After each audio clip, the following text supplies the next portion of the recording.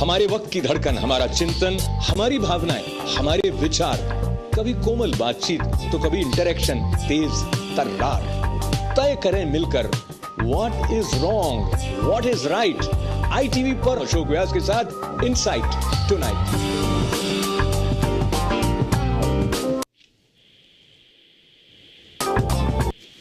नमस्कार, insight tonight तो अशोक व्यास कार्यक्रम में आपका स्वागत है। और इन दिनों जब भारत में चुनावी दौर शुरू हो चुका है और कल का दिन महत्वपूर्ण है, बहुत सारे स्थानों पर चुनाव होने वाले हैं, बड़े बड़े दिग्गजों की भविष्य का फैसला मतदाता करने वाले हैं।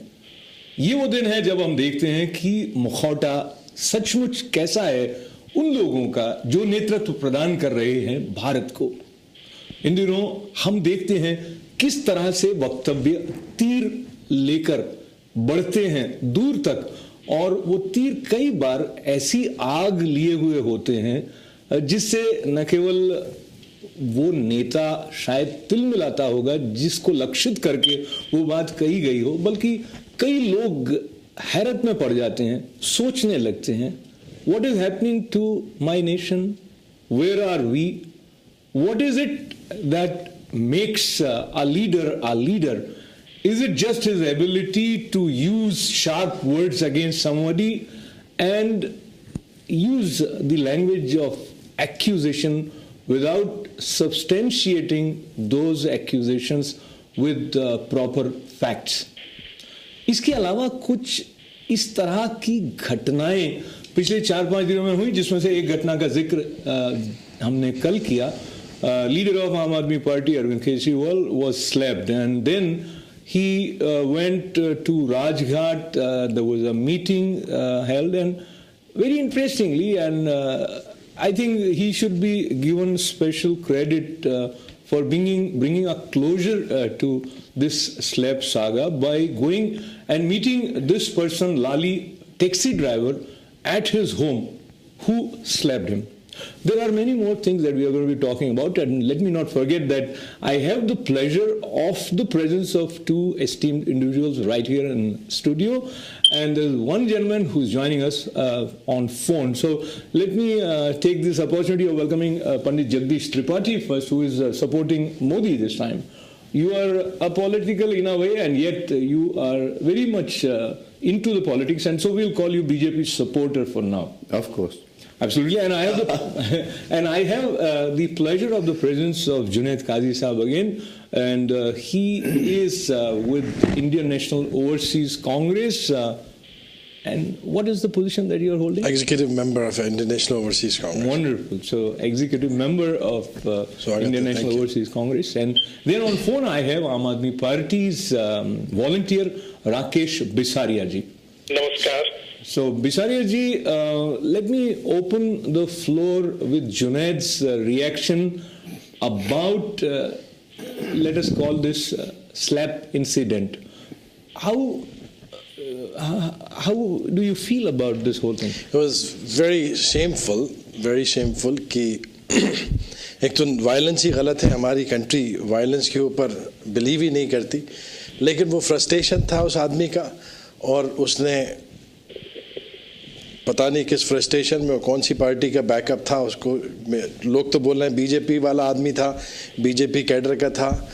तो एक कंट्री के अंदर पॉलिटिकल सिचुएशन को चेंज करने के लिए इस तरह के स्टंट कुछ कर जाते हैं लोग, और उसमें इसका लाली कुमार का नाम आया था कि वो बीजेपी कैडर का आदमी है और उसने जाके वो करा, लेकिन it's a very shameful.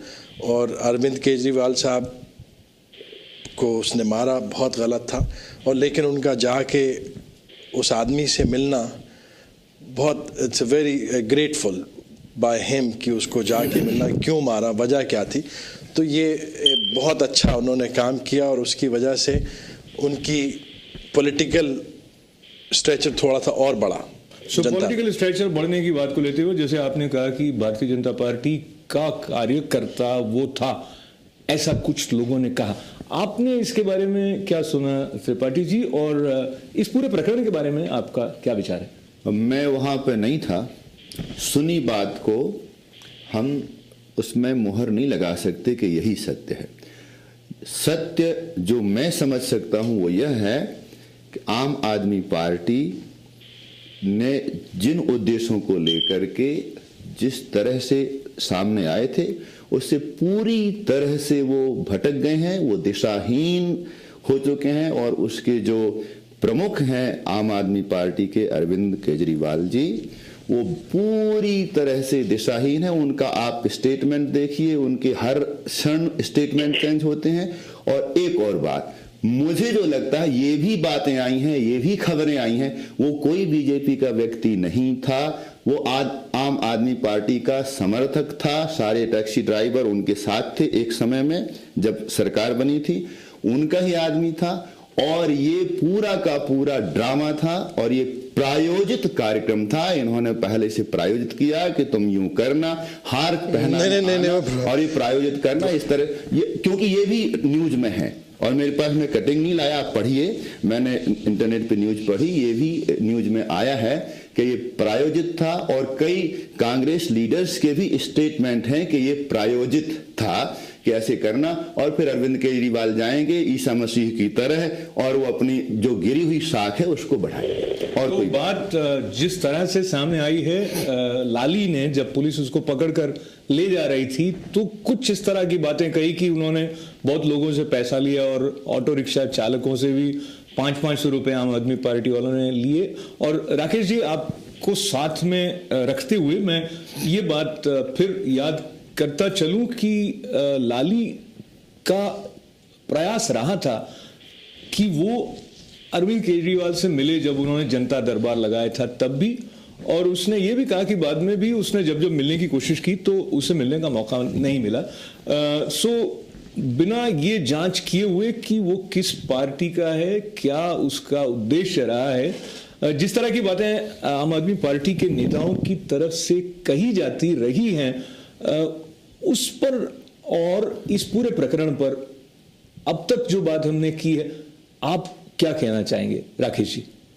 Yeah, I think the real issue is that this shows the environment of intolerance, environment basically not following rule of law. It shows criminals in politics. So I think it's a very dangerous trend, and Kejriwal was right in bringing a graceful closure to this event, but it shows the kind of intolerance that's pervasive in our politics. तो एक बड़ा ये खतरनाक किस्म का ये जो trend है और एक पैटर्न आप वायलेंस का देखिए। दिल्ली का इंसिडेंट था, उससे पहले गुजरात में भी हुआ और बनारस में हुआ। तो we don't know the root cause. किसी पार्टी को एक्यूज करना या किसी व्यक्ति किसी एक दल को एक्यूज करना, I don't think that is the right thing. Let me just interrupt you for a second. आपने जो कहा कि इस तरह किसी पार्टी को एक्यूज करना, that is not the right thing, but that is not the way Aam Aadmi Party has reacted. In many interviews, senior leaders of Aam Aadmi Party were quick to point fingers at Bharatiya Janata Party, as Junaid also said, and they were very open in saying that these are staged by people from Bharatiya Janata Party. That is the other extreme. That is the other extreme, that people would think and sort of trivialize the whole event. You are trivializing the event by saying it is staged, managed. It is something that Aam Aadmi Party managed to get votes. No, let me make a correction here. I'm not saying it. Trivializing the whole event, because it's a dangerous thing. It poses danger not only for Aam Aadmi Party, it is bad for democracy. It sort of it basically vitiates the environment in which elections can take place. Absolutely. And Rakesh ji, then Arvind Kejriwal with some of the Aam Aadmi Party supporters went to Rajghat. So visibly with camera, there was this scene that he's connecting with the spirit of Mahatma Gandhi. But Election Commission has taken objection to this. Yep. What would you say about, do you see that there is no respect for the protocol or a system that needs to be followed by the members of Aam Aadmi Party? No, I think we need to follow the protocol. We need to follow the directives Election Commission. There is no question about it. But there is room in democracy to take a principled stand, rise above the event, and point to the principles of democracy. And there's too much accusation and harsh language in our political discourse today. And if we rise above it and bring graceful closure, I think that's a very positive trend. That's a very major step that Kejriwal took. And I think it speaks well for not only Aam Aadmi Party, it helps to improve the environment in which elections are being conducted. So I welcome that step. So I also welcome what you just said, and before we move to the next subject, I just want to underline the fact that the quick conclusion about the perpetrator who went with the excuse of garlanding him and then slapped him, and he was very quick, along with other Aam Aadmi Party leaders, to say that this is managed by someone else. But when he went himself and met this person, then the earlier accusation that some other parties were involved, it doesn't hold ground. What do you say? No, I agree that, I mean, we have to sort of distance ourselves from some of these events and look at what is happening. I think the overall approach that he took in responding to this event is very positive. I'm not sure about the immediate reaction of the party leadership to this event, but I think probably the immediate reaction is to this pattern of violence that we are seeing, and the violence is directed against a single individual, against a single party. That is rather dangerous. And so I think some of the immediate reaction may be explained by that, but the overall focus here should be on what Mr. Kejriwal has said, that there is no room for violence in our democracy. And if we sort of tolerate it or perpetuate it, it hurts all the parties.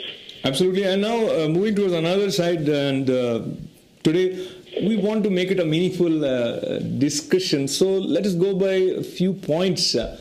Indeed, there are a lot of accusations, and we'll talk about some of them. But I want to open this question of governance. So people want that the country should be ruled in a way which is efficient and which helps each and everyone. So starting from you, Junaid Sahab, from the point of view of the ability to govern such a great nation properly, do you see Congress has its claim and it is resonating with the hearts and minds of Indians at this point in time?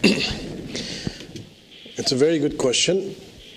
आप ये देखिए कि 1947 से लेके अभी तक जितने भी प्रोग्राम्स और जितनी भी पॉलिसीज़ बनी हैं, जो जनहित की पॉलिसीज़ हैं, वो कांग्रेस ने हर आदमी के लिए, मतलब आप लेबर क्लास, किसान, महिलाओं, बच्चों के लिए, इंडस्ट्रीज़ के लिए, सारे प्रोग्राम्स कांग्रेस ने बनाए. और उनकी पॉलिसीज़ इतनी अच्छी पॉलिसीज़, आज मतलब कंट्री प्रोग्रेस कर रहा है, और इतनी बड़ी पॉपुलेशन के साथ 1.2 बिलियन पॉपुलेशन, जहाँ पे करप्शन, क्रेजीली करप्शन ऊपर नीचे है. उसके बाद फिर हमारी कंट्री को पार्टीज़ ने डिवाइड कर दिया. तो ये सारी चीज़ें को साथ में लेकर कांग्रेस इतनी बड़ी कंट्री को लेके चल रही. तो डेफिनेटली कांग्रेस ने जो कंट्री को दिया है, मेरी नज़र में, मैं नहीं समझता कि कभी भी ना आम आदमी के बस की बात है, ना भारतीय जनता पार्टी की बस की बात है कि वो इस तरह की सोच भी रख सकती है. वो इवन एंटिसिपेट भी नहीं कर सकती इतनी अच्छे पॉलिसीज़ और इतने अच्छे प्रोग्राम्स कंट्री के बेनिफिट के लिए. So we'll come back to you, Junaid Sahab, and before I go to Bharatiya Janata Party supporter Pandit Tripathi ji, Rakesh ji, on the question of governance, how do you see the possible role of Aam Aadmi Party? Yeah, in the area of governance, Aam Aadmi Party is the only party that has come up with new ideas of governance. I mean, the thing As is, you all know, we talked at length about participatory governance. And we've had this model of representative governance, which has failed India, which has failed millions of people of this great nation. Bisaria Saab, can I stop you there, please? Just a moment. Let me if But Bisaria Saab, you can respond. So I think Aam Aadmi Party has given this model of participatory governance, and this is what our country needs, to give power back to the people so that they can take charge of some of the development projects, some of the development areas. basically, Bisaria Saab, you don't have the plan. Country need the plan and policies. सिर्फ वो है Okay, Rakesh, let me interrupt you. And Tripathi ji, first, let's talk about vision of Bharatiya Janata Party, or as the slogan comes, Modi Sarkar. मैं जो बात कहूंगा जी, एक सूत्र है हमारे भारत का, प्रत्यक्षम किम प्रमाणम। प्रत्यक्ष के लिए प्रमाण देने की आवश्यकता नहीं होती, और इसलिए मैं प्रत्यक्ष को प्रमाण की तरह कहूंगा। मैं अपना अनुभव और लाखों करोड़ों भारतीयों का अनुभव कहूंगा। 2005 में मैं भारत में जयपुर से दिल्ली गया। 5 घंटे में मैं जयपुर पहुंच गया दिल्ली से, और बहुत सुंदर रास्ते, और ऐसे लग रहा था कि ये मैं पार्क में से जा रहा हूं। ये सच बात है। भारतीय जनता पार्टी थी, कांग्रेस थी उस समय भारतीय जनता पार्टी की सरकार थी। चलिए ठीक इसीलिए पूछ रहा थी सरकार जयपुर से दिल्ली तक का रास्ता। हाँ, इसलिए। और अभी की बात बताऊं, मैं मध्य प्रदेश से बिलोंग करता हूं। एक समय था, मैं अपने गांव पन्ना के गांव से मैं चाहता था कि वहां से सब जमीन जायदाद घर मकान सब बेचकर कहीं मैं बाहर शिफ्ट हो जाऊं। ये सच है। और अब मैं जब वहां जाता हूं तो मुझे लगता है मैं अमेरिका छोड़कर अपने गांव में बस जाऊं। जो लोग मध्य प्रदेश से होंगे वो जानते होंगे।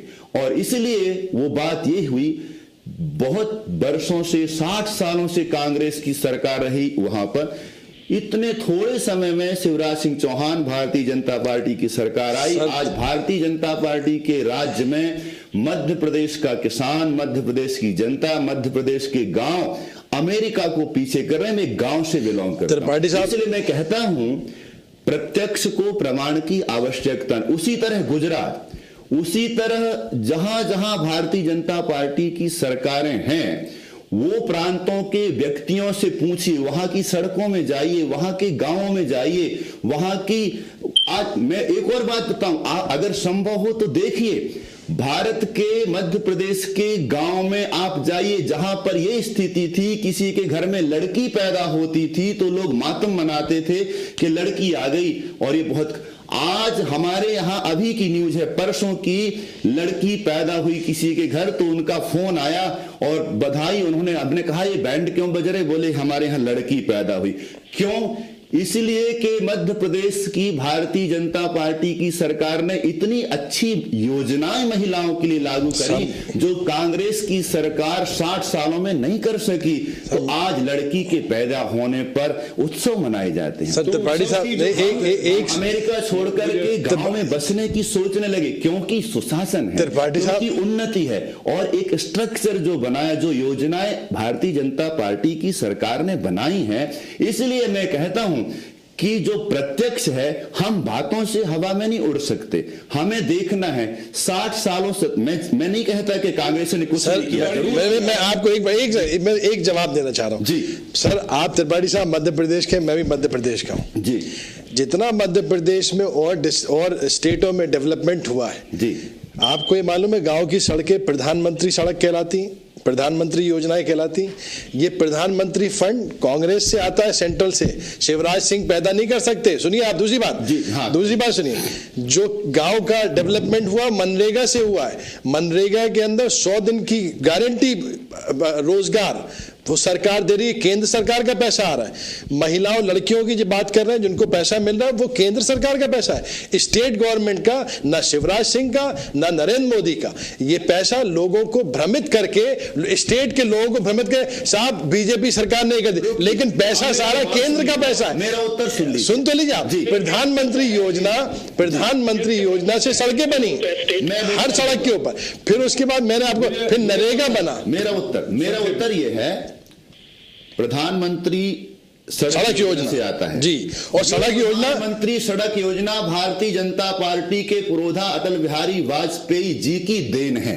वो तो साहब आप बोलते हैं, आप दोनों की बातों और दूसरी बात, इसीलिए ये योजना कांग्रेस सरकार की, अरे कांग्रेस की सारी योजनाएं नाम नहीं, अब सुनिए तो आप मेरे पुरोधा थे, आप दोनों अटल बिहारी वाजपेयी कहते हुए और हमारे दर्शक जो बातचीत में जुड़ने के लिए प्रतीक्षारत हैं, आप सब हमारे साथ बने रहें, because we will be right back after this short break.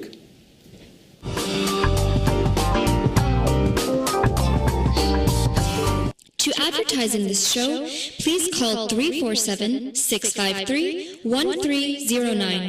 आप सभी का स्वागत है डांस के महाकुंभ भारत की शान रुमझुम में।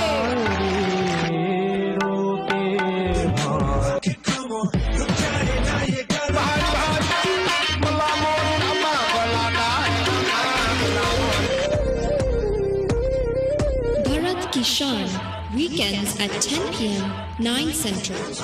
For advertising, please call 347-653-1309. Spirituality is the medium which frees our mind of all emotional shackles and temptations and guides us towards enlightenment and peace. Himali Spiritual Center is the gateway to liberation from pain, misery and suffering. Here, through religion, meditation, yoga, worship and gem therapy, all troubles are treated. Himali Spiritual Center, 718-887-2929. Your eyes are the windows to your world. Trust your eyes to Malik Eye Care. This is where ophthalmology, optometry, and opticianry join under one roof to meet all your vision needs. Our offices house a plethora of state-of-the-art lasers and diagnostic equipment. I'm a board-certified ophthalmologist and a member of the American Academy of Ophthalmology, and also a fellow of the American College of Physicians and Surgeons. I've done thousands of ocular surgeries to restore vision to many patients. Consult our offices to see how we can improve your vision. We look forward to seeing you at your next appointment. Shri Durga Mata astrologer and palm reader. World famous astrologer Pandit Baba Sai Ram is in New York. Pandit predicts past, present and future. Intending person can inquire about education, love, marriage, husband and wife problems, children, health, court case and many other personal problems. Pandit can bring the loved ones back, and also he is a specialist in removal of black magic and evil spirits. Call for appointment. Jackson Heights, Queens, New York. Mobile number 646-517-8368, 347-657-3822. Do you want to lose weight fast? Then get out your smartphone now. Because Only Protein, the protein system for weight loss, has a great TV offer. Only Protein's about athletic performance. It's also a great meal replacement that helps you lose weight. Performance, princess. Weight loss, big shot. People are passionate about the Only Protein system. The results are for real. Because it does more than boost your energy, it also helps control your appetite and burn fat all day. I'm losing weight without losing muscle. Just 103 calories per serving. The meal replacement you want, the energy you need. It's more than just protein. It's Only Protein. All right, you win. With Only Protein, we both win. It's about feeling better. And being better. I feel better than I have in years. Order now and get our meal replacement on the go 10-pack, protein powder 5-pack, plus our new Metatherm weight loss pills. It's an $84 weight loss value for just $19.99 risk-free. Order now and get free shipping.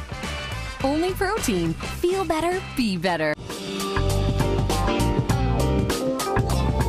Welcome back to inside tonight with Ashok Vyas. बात हम कर रहे हैं भारतीय राजनीति की, चुनावों की बात कर रहे हैं हम, उस थप्पड़ की जिसकी गूंज बहुत दूर तक सुनाई दी राजघाट के दृश्य को लेकर। इलेक्शन कमीशन ने सवाल किया अरविंद केजरीवाल से।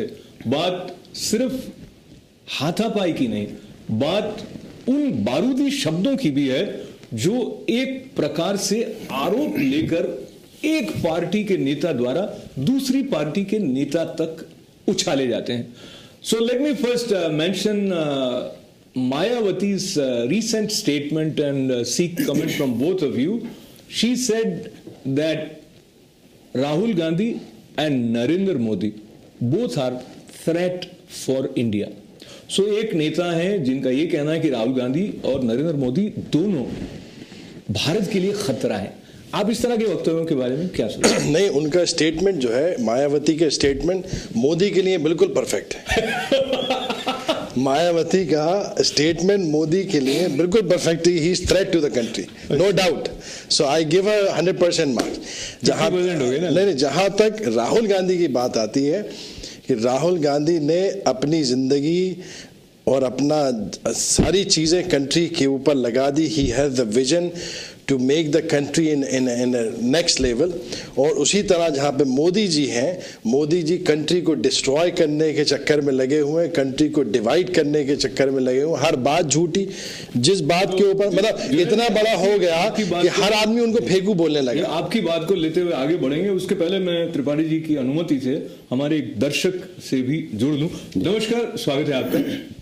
नमस्कार जी। दूसरा मुद्दा जो हम चर्चा कर रहे हैं, मायावती के वक्तव्य के बारे में, आपका क्या इसके बारे में विचार है? उनका ये कहना है कि राहुल गांधी और नरेंद्र मोदी दोनों भारत के लिए खतरा हैं। मैं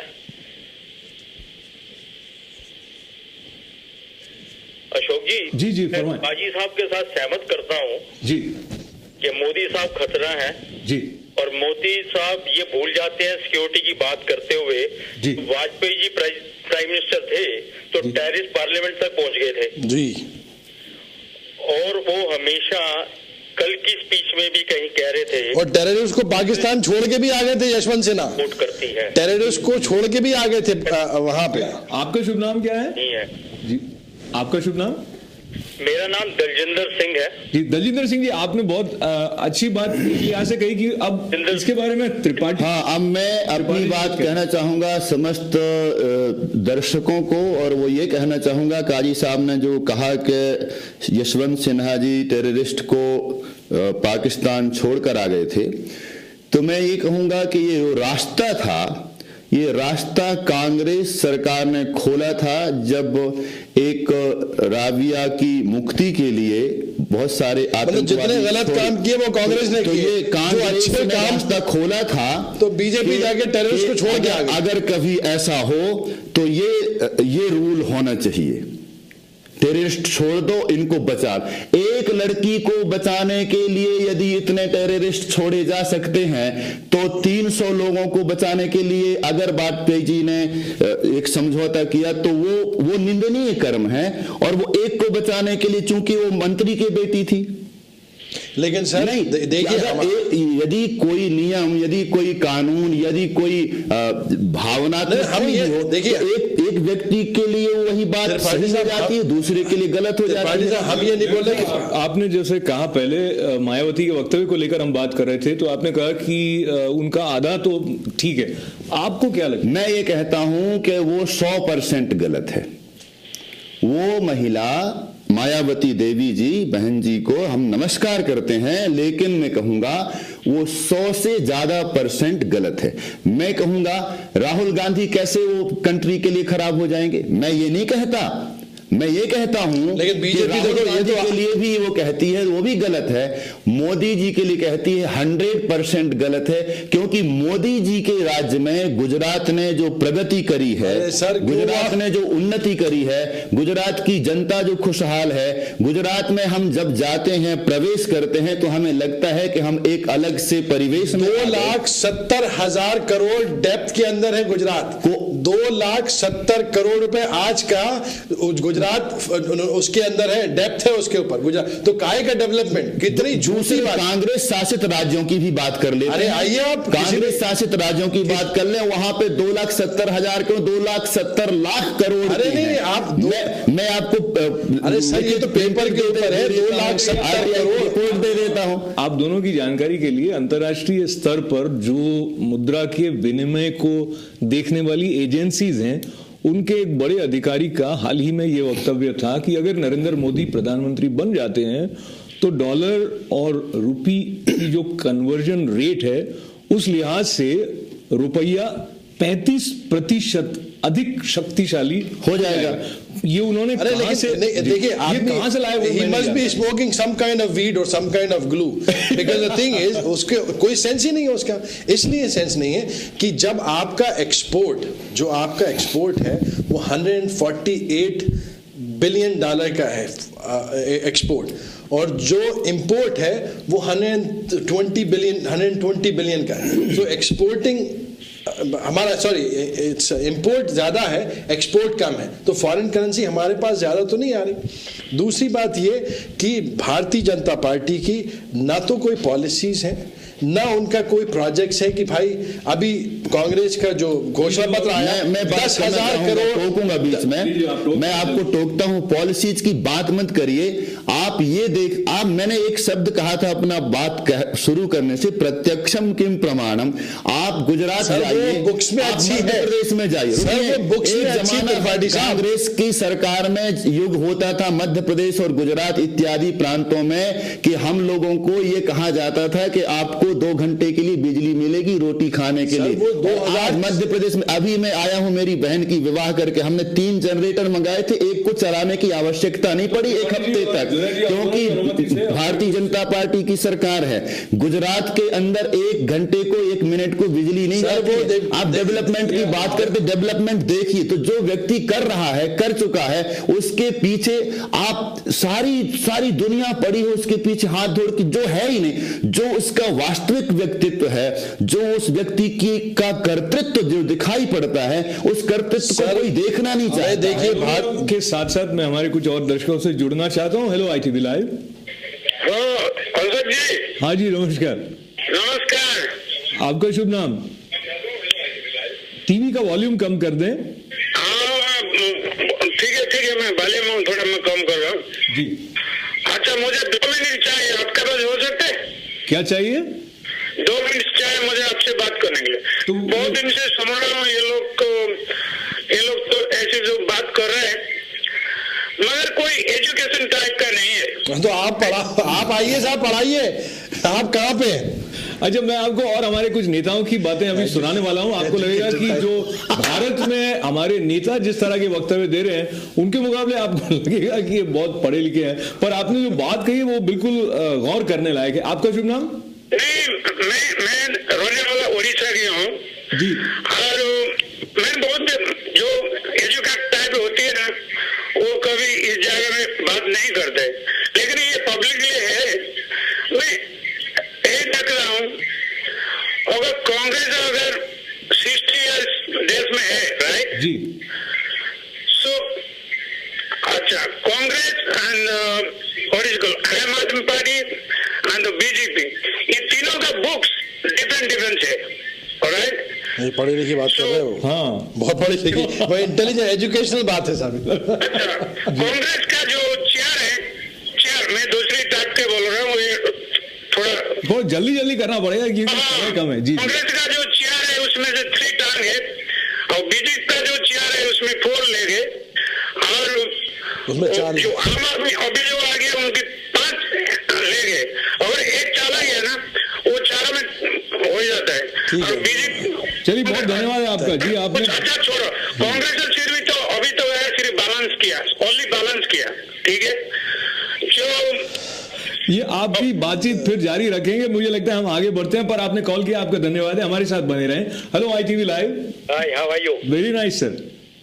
मैं वो काजी साहब से पूछना चाहता हूँ। हाँ जी, पूछें। GRD टाटा ने जब जवाहरलाल नेहरू से एयर इंडिया के लिए लाइसेंस मांगा था जी, बात पूरी करें सर।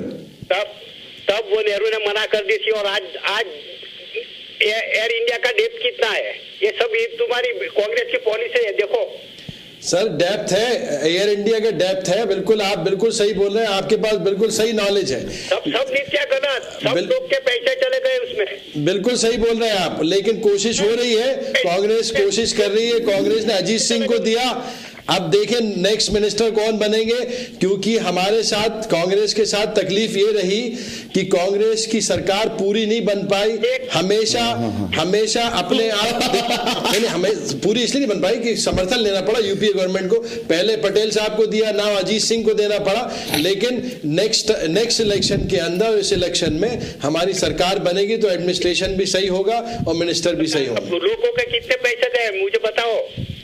वो तो ठीक है, आप एयर इंडिया टिकट कितने का लेते हो ये बताओ? एयर इंडिया टिकट कितने का लेते हो आप ये बताओ? दूसरी एयरलाइन प्रॉफिट करते हो और इंडिया क्यों करते? एयर इंडिया का टिकट कितना? गरीब के, आपके भी पैसे गए साहब। नहीं, कांग्रेस के मंत्री नहीं खाएंगे तो फिर कैसे वो चलेगा? तो जुनैद जी को और पॉलिसी तो पूरी गलत थी, कांग्रेस की गलत पॉलिसी थी। सर वो आप अभी पॉलिसी देखिए, जब आपकी पॉलिसीज थी तो हमारा झूठा था, स्वर्णिम भारत और गोल्डन इंडिया और सारी चीजें झूठी थी, गलत चली गई। अब कम से कम ये है, अब ये देखिए हिंदुस्तान में न्यूयॉर्क से कम 2500 आदमी हर रोज जाते हैं इंडिया, एवरी डे। तो इंडिया को बेहतर किसने किया? कांग्रेस ने किया। तो ये आपकी हंसी जो है उसको हम अपने साथ रखते हुए अपने अगले दर्शक की तरफ बढ़ना चाहेंगे। Hello ITV live. Ashok ji. हाँ जी। मेरा कहना, ये जो बहस कर रहे हैं ना जी, इनकी बहस का निचोड़ ये है कि आपका निर्णय जनता करेगी, कौन अच्छा है कौन बुरा है।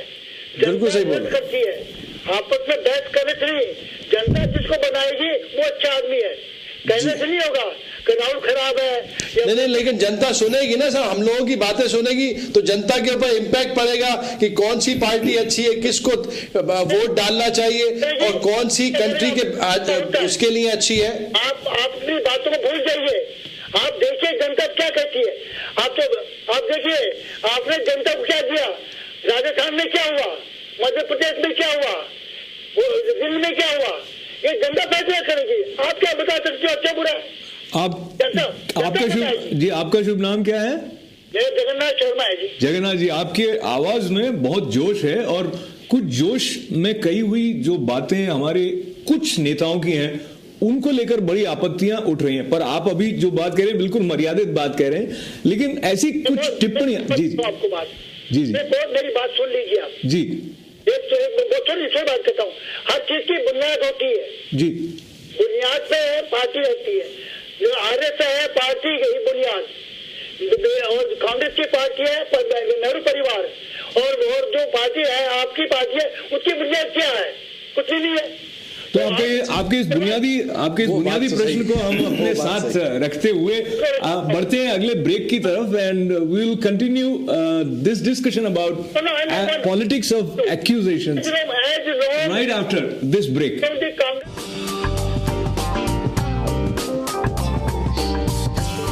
To advertise in this show, please call 347-653-1309. वो है एक सच्चा हिंदुस्तानी जिसकी प्रज्ञा में ज्ञान विज्ञान अंकों की विद्वता, जीवन शैली में संस्कारिता की सुगंध, विचारों में नए युग की धीमी दस्तक हो, जिसकी शौर्य गाथा में युद्ध की अनोखी मानव कहानियां, जीत में पराजितों का सम्मान, शिक्षित पीढ़ी में लक्ष्य को पाने की चाहत, प्रार्थना में निर्बल निसहाय के लिए पुकार हो, वो है एक सच्चा हिंदुस्तानी जिसकी आकांक्षाओं में सबके लिए सुख की खोज, व्यवहार में स्त्री शक्ति का सम्मान, हृदय में देश प्रेम, इरादों में सबका साथ, सबका विकास हो, वही है एक सच्चा हिंदुस्तानी।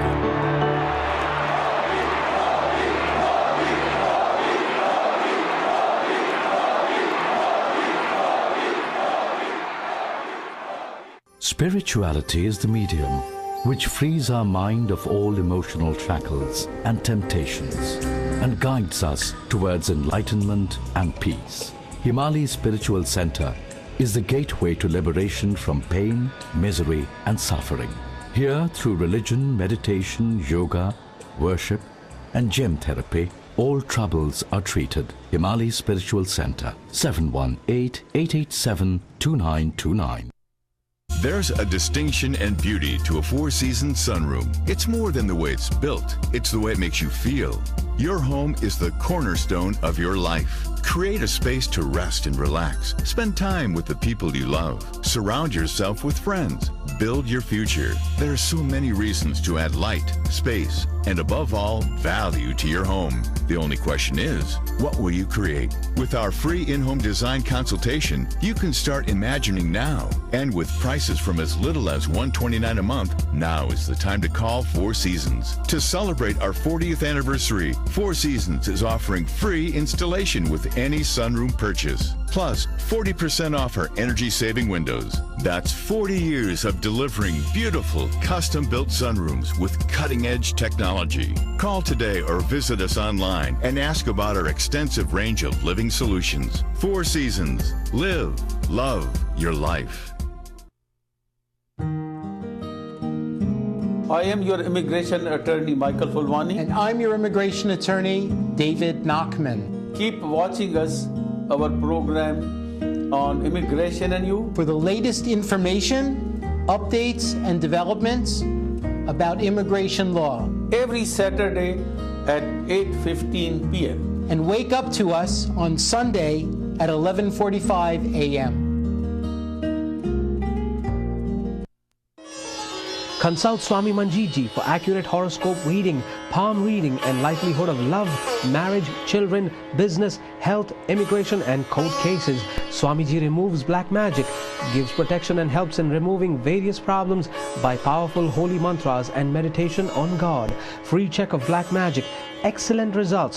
Call 718-358-2901. The number again, 718-358-2901.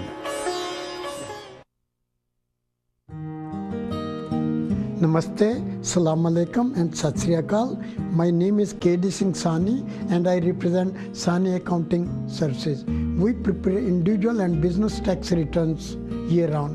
We are also IRS authorized e-file service provider.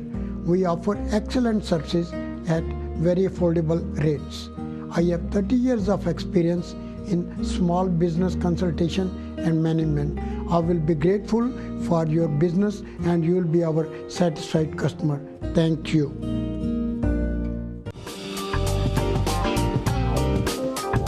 Welcome back, you watching inside tonight with Ashok Vyas. और जब हम भारत की तरफ नजर करते हैं और जिस तरह के वक्तव्य नेताओं द्वारा सुनने में आते हैं, कहीं ना कहीं लगता है कि भारत का ये चुनाव विकास की बात को पीछे रखकर सांप्रदायिकता की तरफ अधिक ध्यान देता दिखाई दे रहा है। और उसका एक अजीब सा प्रमाण एक समाजवादी पार्टी के नेता आजम खान के वक्तव्य से। उन्होंने एक तरफ ये कहा कि कारगिल के युद्ध में जो लड़ाई करने वाले, जो भारत की जीत सुनिश्चित करने वाले सैनिक थे वो मुसलमान थे। अब ये बात उन्हें कहां से पता चली, इसके बारे में कोई पुख्ता प्रमाण जैसा उन्होंने देने की आवश्यकता भी नहीं समझी। और जिस तरह से धर्म के आधार पर सेना के विभाजन की बात उन्होंने कही, उसकी बहुत आलोचना खुलकर अलग अलग जगहों से हुई और इलेक्शन कमीशन ने भी इस बारे में उनसे स्पष्टीकरण मांगा है। So now going back to the fact that Samajwadi party has been a part of UPA, how do you account for these kind of statements, such volatile statements? Ashok भाई, इसके अंदर जब पॉलिटिकल सिचुएशन, स्पेशली जब इलेक्शन का time आता है, तो leader अपनी कौम को थोड़ा सा और पुशअप और हाइप करने की कोशिश करता है। तो ये आज़म खान ने ये कोशिश करी कि किसी तरह से और अपने कम्युनिटी को और हाइप कर ले, जिस तरह से और पार्टीज कर रही हैं। लेकिन स्टेटमेंट गलत था, क्योंकि हम अपनी कंट्री को इस तरह से डिवाइड नहीं करना चाहिए। फौजी था, वो इंडियन था। उसका ये मतलब नहीं कि उसकी कौम क्या थी। अगर बात करने पे आए तो हमारे देश की रक्षा जितनी सिखों ने करी उतनी किसी कौम ने नहीं करी। सिख रेजिमेंट, गोरखा रेजिमेंट, ये सारी रेजिमेंट है और उन्होंने हमेशा कंट्री के लिए जाने दी। तो डिवीज़न हमें जाति के ऊपर नहीं करना चाहिए था। उनका स्टेटमेंट मेरी नज़र में गलत था। जितने भी फ़ौजी हैं वो हिंदुस्तानी हैं, उनकी कौम नहीं होती, तो वो स्टेटमेंट तो उन्होंने आपकी बात के बारे में जब उन्हें ये कहा गया कि उन्होंने गलत बात कही है, तो भी वो अपनी बात पर टिके रहे। और आपने जो कि सिख रेजिमेंट का जिक्र किया, तो उन्होंने कहा कि सिखों की प्रशंसा होती है तो मुसलमानों की क्यों ना हो। और उन्होंने उसको उस तरह से जोड़ते हुए कहा कि अमित शाह जो है वो गुंडा नंबर 1 है। वो स्टेटमेंट उन्होंने ये भी कहा, वो स्टेटमेंट बिल्कुल सही। त्रिपाठी जी इसके बारे में बताएं। उन्होंने ये भी कहा कि नरेंद्र मोदी जो है वो खून के समुंदर में खड़े हैं। पूरी तरह से ऐसी बातें जो बांटने वाली हैं और उसकी तरह तरह की प्रतिक्रियाएं हैं। आप इस बात, ये हमारा दुर्भाग्य है और यह हम लोगों ने ही, भारत की जनता से मैं ये कहना चाहता हूं कि इस तरह के नासमझ लोगों को हमने लीडर बना दिया।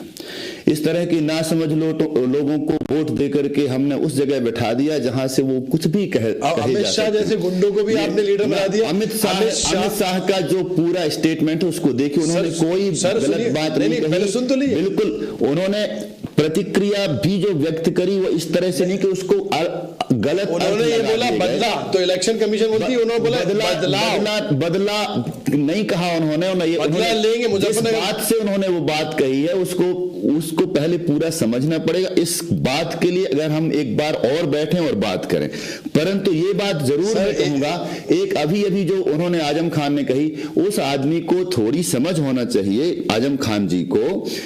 उन्हें ये पता होना चाहिए भारत में जो मुसलमान बंधु हैं उनकी जनसंख्या लगभग 22% है जी, और सेना में उनकी भागीदारी 0.4% है जी। उन्होंने एनकरेज करने के लिए नहीं, एनकरेज भी यदि करना है तो सही आंकड़े प्रस्तुत करिए ना। सेना में भागीदारी उनकी 0.4% है हमारे मुस्लिम बंधुओं की। हम ये नहीं कहते कि, लेकिन आप देखिए 0.4%। सिखों की आबादी लगभग कितनी आप सबको पता है, 1 कुछ है, 2% के लगभग, और उनकी भागीदारी लगभग 8% है जी सेना में। उसके अलावा जो भागीदारी है, जो सेना है, वो किसकी है?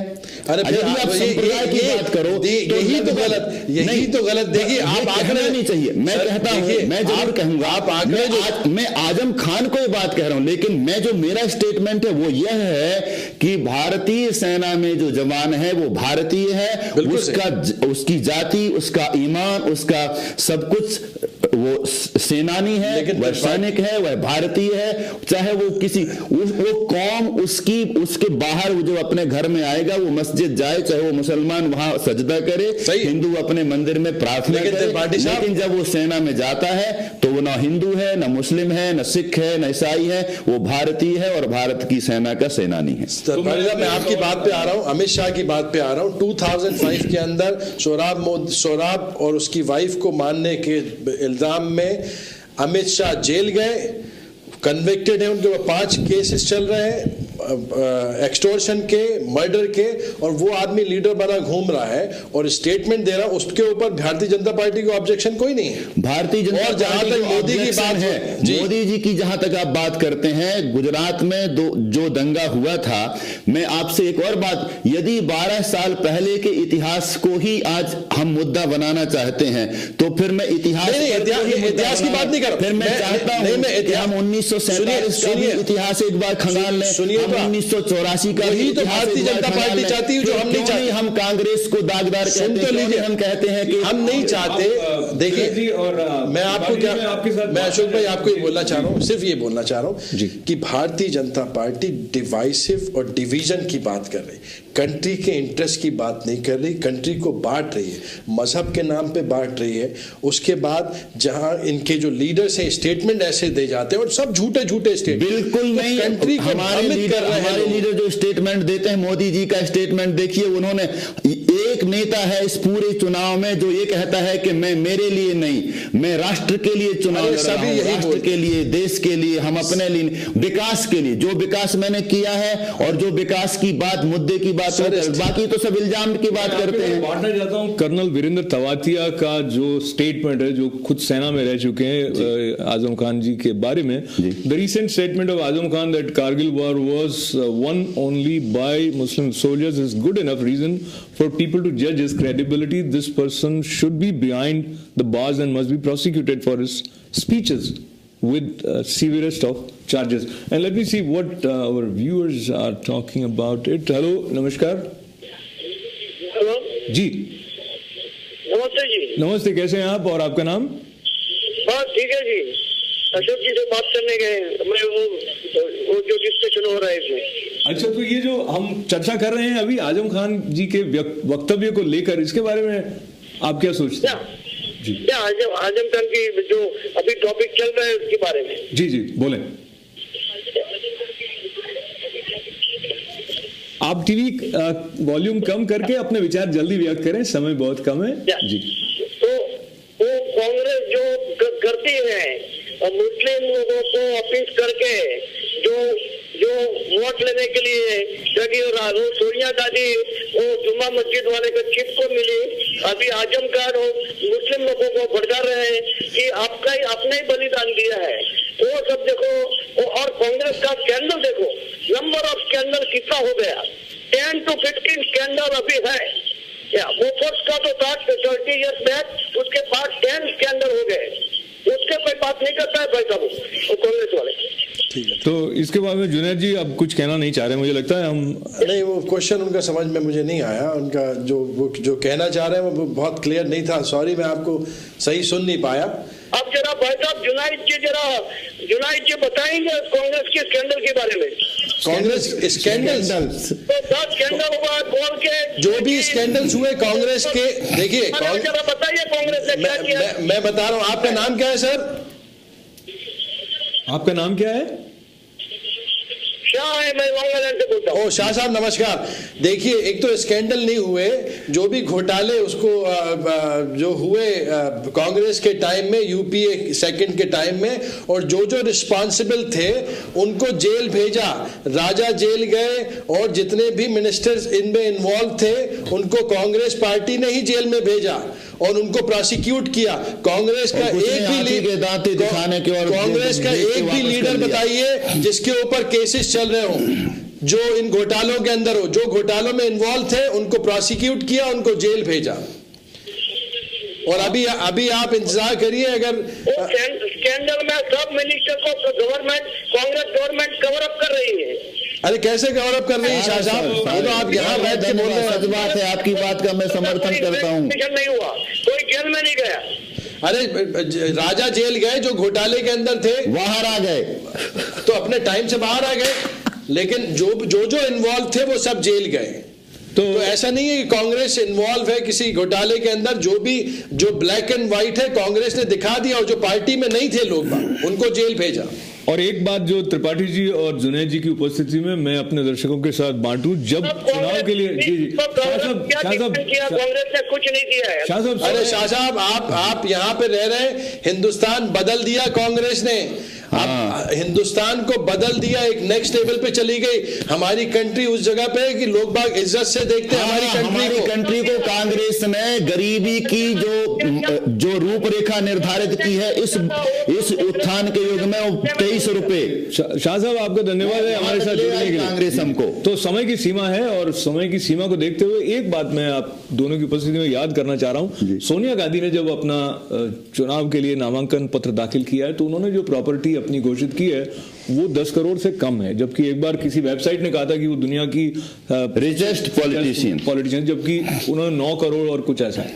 लेकिन सुषमा स्वराज जी ने जो डिक्लेयर किया है वो कुछ पिछले 5 साल से 3 गुना ज्यादा। सर इसका जवाब दे दीजिए आप, सुषमा स्वराज का जवाब दे दीजिए आप। किस बात का? इसका जवाब पहले साथ देंगे, क्योंकि ज्यादातर उनके पति के नाम की। सुषमा स्वराज का जवाब देता हूं जी। 5 साल में 3 गुना कहा। हमारा अगर लीडर कर गया तो उसको गलत बोलते हैं, अपने लीडर की बात करते हैं तो वो बहुत देश प्रेमी है, ईमानदार लीडर हैं और यही उनकी ईमानदारी का प्रतीक है। मैं अपने से प्रमाण देता हूं जी। मेरी प्रॉपर्टी 5 साल पहले, 2 साल पहले 1.5 करोड़ की थी जी। मैं अपनी बात करता हूं, आज मेरी प्रॉपर्टी 4 करोड़ की है 2 साल में जी। उसकी ग्रॉस बढ़ी, उस जो प्रॉपर्टी थी इतना नहीं बढ़ा। देखिए इनको पता है। मुझे ये बता दिए मोदी जी के पास पैसा कहां से आ रहा है इतनी पब्लिसिटी करने का?